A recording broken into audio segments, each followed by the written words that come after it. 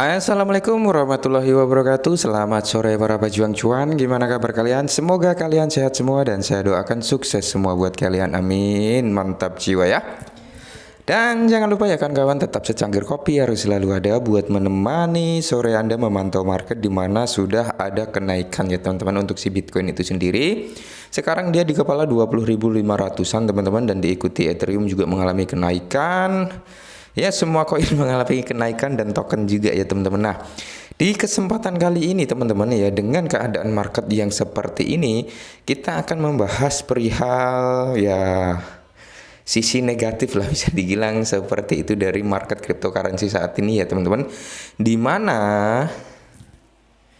mana ini Bitcoin memang mengalami kenaikan yang cukup lumayan, yaitu 2,46%. Akan tetapi tetap ya teman-teman harus waspada, karena ini adalah salah satu perusahaan penambang Bitcoin terbesar di Kanada teman-teman yang mulai menjual kepemilikannya. Nah, jadi penambang Bitcoin terbesar yang ada di negara Kanada di sana teman-teman sudah mulai menjual ya hasil tambangnya ya.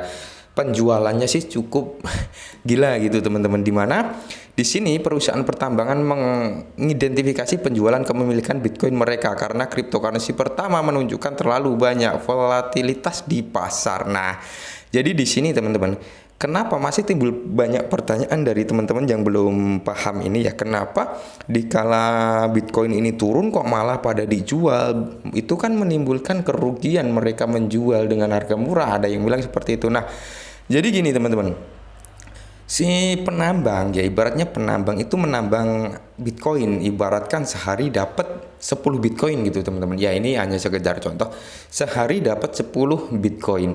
Nah, kalau diakumulasi dalam 1 bulan berarti dia mendapatkan berapa? 10 kali 30 sekitar 300 Bitcoin kan ya. Kurang lebih seperti itu teman-teman. Nah, jika harganya tinggi maka si penambang ini menjualnya kan tidak harus menjual banyak gitu. Semisal dia ketika harga normal dia cukup menjual 10 Bitcoin aja, berarti dia masih mempunyai hold sekitar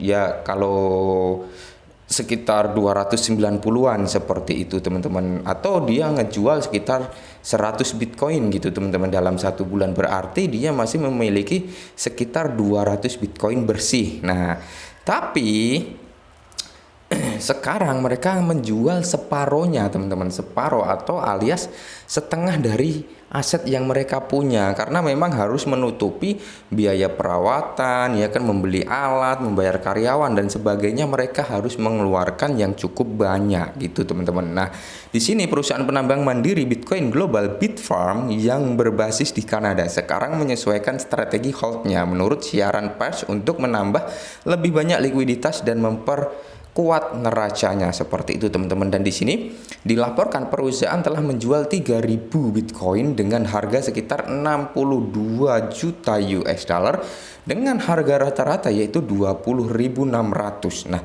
jadi ketika harga Bitcoin kemarin menyentuh ke 20.600-an teman-teman, itu si Bitstamp ini menjual sekitar 3.000 Bitcoinnya dari hasil penambangannya ya.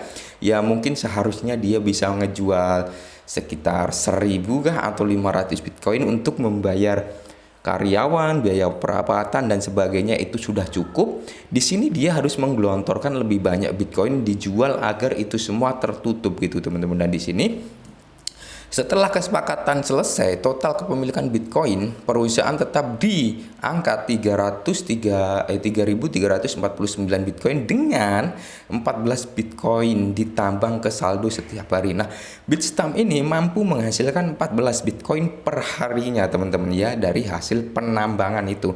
Jadi Bitstamp ini bisa mendapatkan 14 Bitcoin per hari dari hasil penambangan.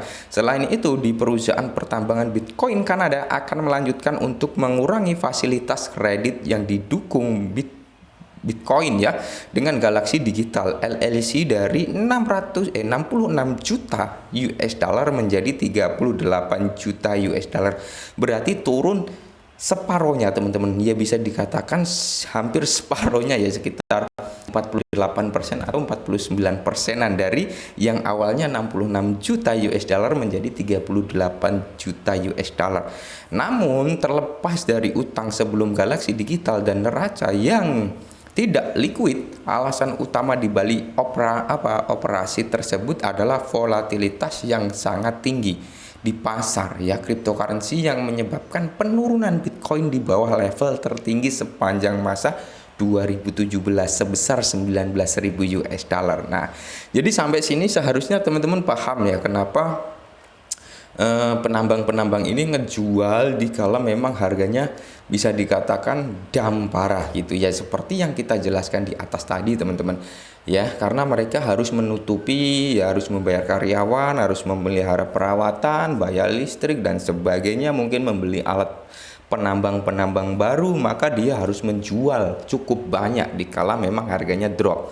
Beda halnya jika harganya normal semisal 40.000 US dollar teman-teman ya, dia nggak harus ngejual 3.000 Bitcoinnya untuk menutupi hal semua itu teman-teman, cukup ngejual sekitar 1.500 atau 1.000 Bitcoin aja buat membayar menutupi karyawan dan sebagainya, itu sudah mumpuni. Nah dikala harganya drop maka harus mengeluarkan Bitcoin ini lebih banyak lagi ya dari biasanya, kurang lebih seperti itu gambarannya teman-teman. Dan informasi ini ya mudah-mudahan cukup membantu buat teman-teman ya yang mungkin belum begitu paham tentang kenapa kok miner ini pada ngejual Bitcoinnya dikala harganya turun seperti ini gitu teman-teman. Jadi ya salah satunya itu tadi ya, untuk membayar karyawan, membayar biaya perawatan, membayar listrik dan sebagainya ya.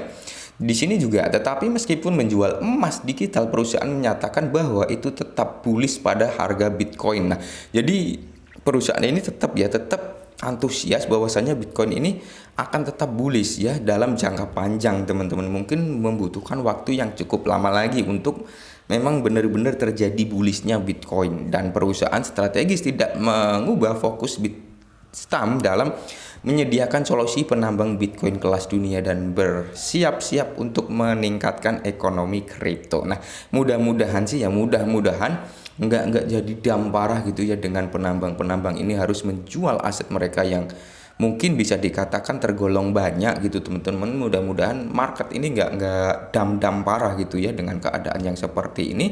Dan pada musim panas 2022 perusahaan memang memegang sekitar 42 juta US dollar tunai atau aset liquid alternatif dan lebih dari 3.000 Bitcoin di neraca mereka ya teman-teman. Jadi saat ini memang mereka lebih dominan untuk memegang fiat ya, untuk cash terlebih dahulu dengan kondisi market yang seperti ini. Dan mudah-mudahan sih ya seperti yang kita harapkan, jangan sampai terlalu dalam gitu ya, cukup mentok di 20 ribuan, habis itu ya setw dulu lah di situ teman-teman sebelum meneruskan kenaikannya atau malah meneruskan penurunannya seperti itu. Mungkin ini dulu perihal market kali ini, semoga bermanfaat. Salam cuan.